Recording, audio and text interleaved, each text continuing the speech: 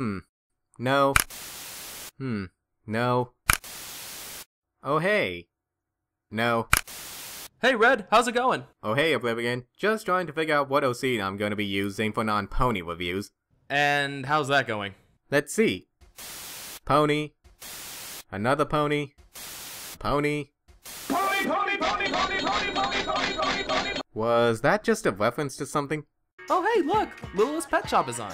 Yeah, I just got done watching Season 2 and I'm surprised it's already at Season 3. You know, it's been a while since our last countdown, so we may as well see what Season 2 has to offer.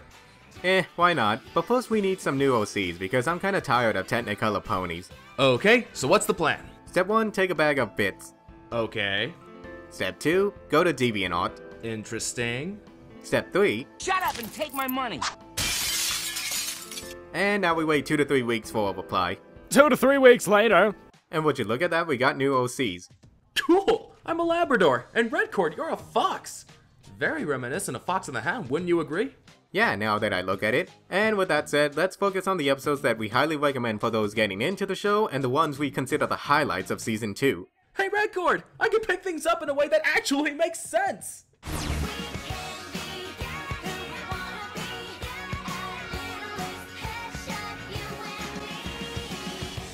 Number 13, Littlest Bigfoot.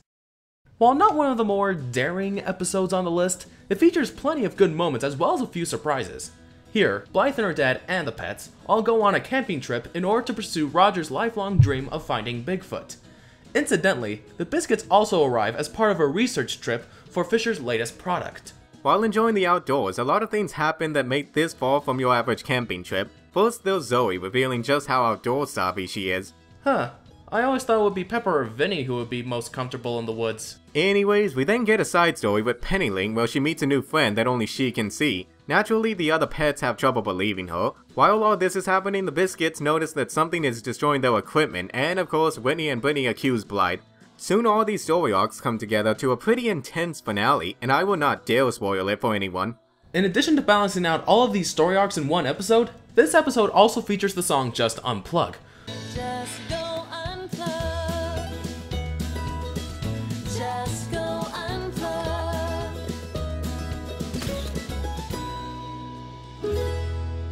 Pretty much sums up the message of the episode really well. With the increasing reliance humans are having on technology, it can do a lot of good just to get out into the wild every once in a while and just enjoy yourself in nature.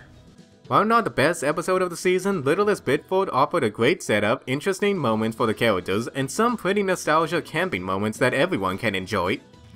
Life, what's this more?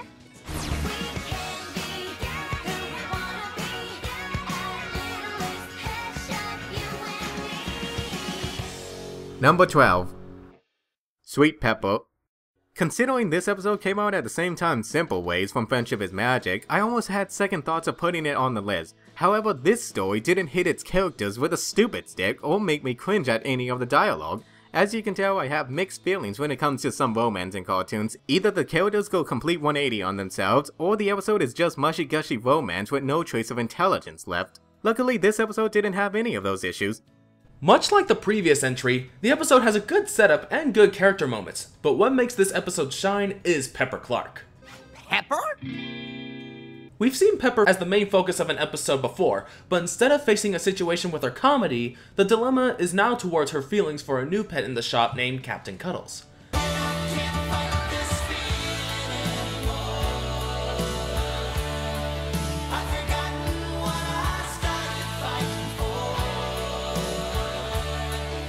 And while it does go with the whole love at first sight cliche, the situation actually felt more natural instead of rushed. Pepper is uncertain about her feelings since she's been all about the comedy and envisions the outcomes of her attempts to be romantic as obnoxious. Zoe and the other girls try to give her some advice on how to be more feminine and give her some helpful tips on what to do in front of Captain Cuddles. And if you've seen romance in cartoons, then you know how this story will turn out. On a side note, the subplot involves Blythe attempting to read a book before seeing the actual movie, but finds herself taking care of Buttercream, who feels neglected from Aunt Christie. It's nice to see Buttercream get some more screen time ever since her first appearance in Topped with Buttercream, and I think the episode did a great job at establishing more playtime for her. To wrap this episode up, Pepper learns to just be herself while holding back on the punchlines, and while this is not the best romance story, it's still worth watching. The lesson at the end comes on as more natural than the one in MLP, and while this episode did have some funny moments, I still find Russell's upfront message to Captain Cuddles hilarious. Oh, hey, Captain. Oui? Pepper likes you. Oh, well, thank you for this information. No problemo. Oh.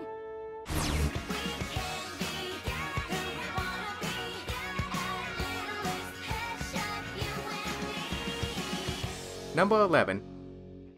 Playing it to Rio. Speaking as someone who's lived in Rio for 3 years, this episode did an exceptional job of capturing the culture and the music of the city perfectly.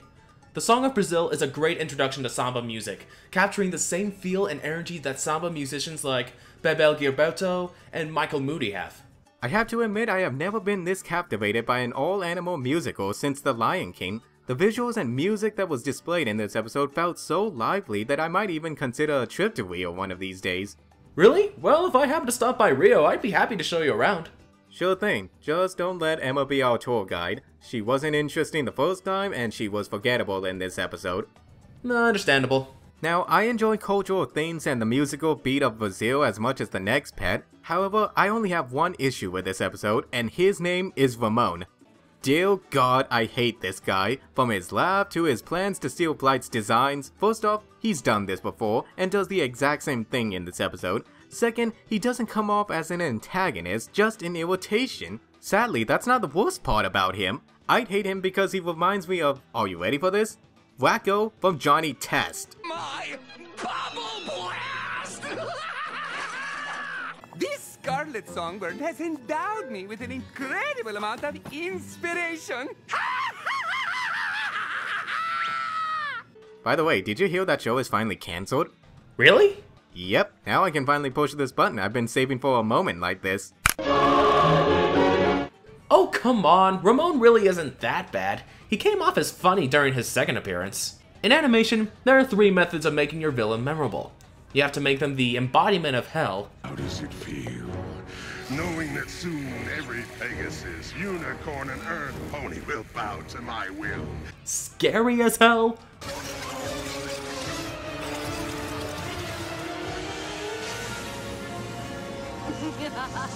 Or funny as hell?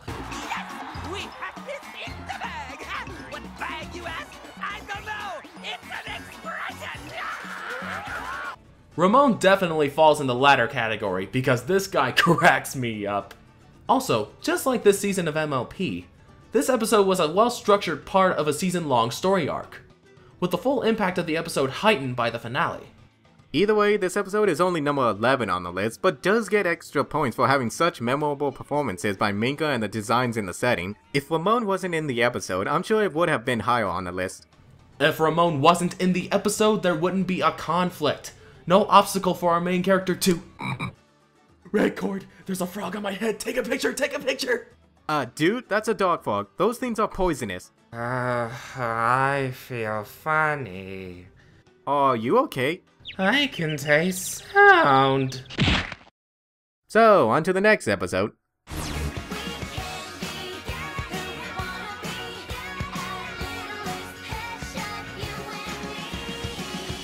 Number 10.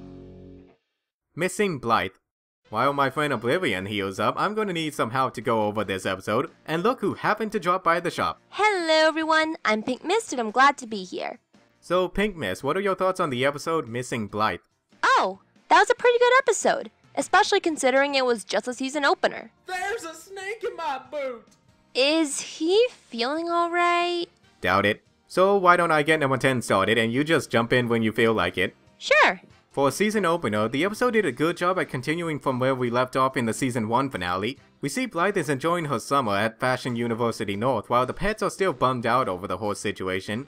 Now, not much is said on how long Blythe has been gone, but considering that Blythe feels overwhelmed by the constant reminder of fashion, I'm guessing it's been at least a month since her departure. I personally found it funny how Blythe was singing one minute about how happy she was to be there, and then quickly changed her attitude. I'd be overwhelmed too if I was surrounded by fashion-loving zombies. Speaking of a song, I thought it was pretty catchy. Decent for a season starter anyway. I liked the song and found it entertaining, but what caught my attention was the reprisal, and dear lord, they look like they got off the set of Coraline. This one takes on a more grim approach rather than a vibrant and cheerful route that the show is known for. Luckily, Blythe gets an opportunity to visit the pets again, and coincidentally, the pets came up with a plan to visit Blythe at the university. And so began the typical storyline where they almost met up halfway, but completely missed each other. Oh well, it still worked out well in the end. Blythe realized she wanted to go back home more than she wanted to stay at fashion camp, and that made for a pretty good ending in my opinion. So, anything you want to add in, Oblivion? Use the B button and control stick combo for special moves. Okay then. While the previous episodes had interesting stories and well-designed visuals, this is the episode that started the season on a high note and thus leads into more memorable episodes this season has to offer. So, anything else you want to add in, Pink Miss? Everyone's happy. Actually, I gotta get heading back to the Rift. But good luck with the review, Redcord, and loving the new Fox OC. Thank you very much. It was nice having you here, Pink Miss. Whoa, what happened? Oh, just an incident with a poisonous frog. Did I miss anything? Oh, nothing much. Oh, that's good. Well, except Pink Miss was here and we went over number 10. What?!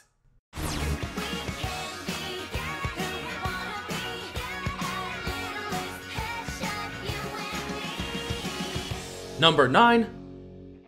A Day at the Museum.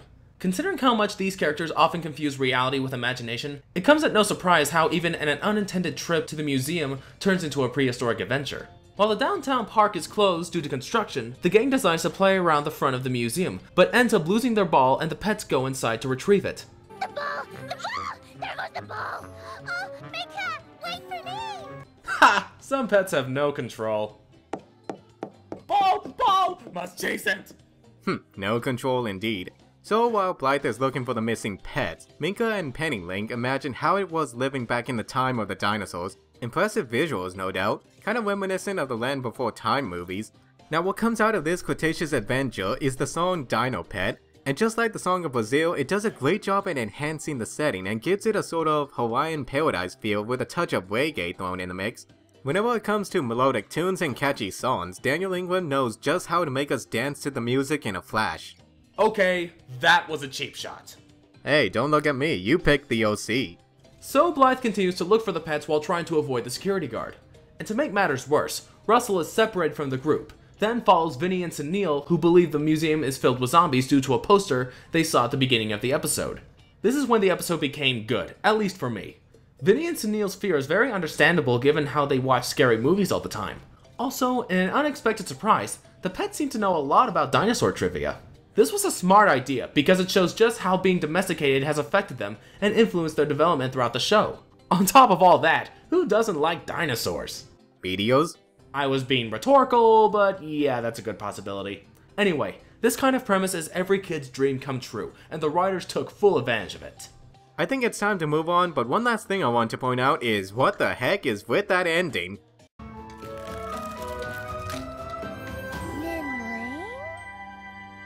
Look what Jesus did! Look what Jesus did! Look what Jesus did!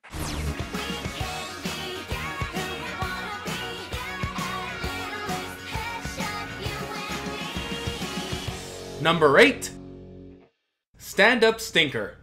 There's a good reason why Pepper is my favorite pet, and this episode demonstrated every reason. On top of being unintentionally cute as a button, she's also very humble when it comes to her own work. I was pleasantly surprised at how okay she was with having her jokes heard by millions, yet never get any of the credit.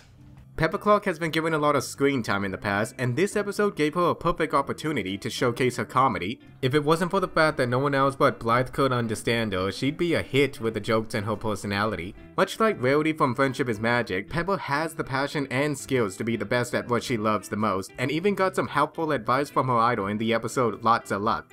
What usually defines how developed a character is depends on how much the viewer can connect with them. This usually means getting to know their motivations, their flaws, their past, and whether or not they can withstand the test of time against change. Pepper may be cute, but she is also one well-developed character in my opinion. Moving on to the subplot, Minka's story arc was a pleasant surprise, though I guess by now I shouldn't be too shocked that her great-grandfather was the first monkey in space. I think she said she was part of the space program. I'm a space monkey! Let's face it, it just makes way too much sense. Another thing I want to go over is the comedy. On top of being a fun ride for Minka and good development for Pepper, we also got some hilarious visual gags and pop cultural references, and even Buttercream had a small cameo in this episode. That alone is pretty funny. Oh please, you know what the real essence of this episode is? What is it? Timing! That was cheesy. Hey, do you know how much that joke cost to use? That's why I didn't buy Pink Miss her Cato C's. Really? Yeah, but don't tell her that. You told me you still had student loans to pay.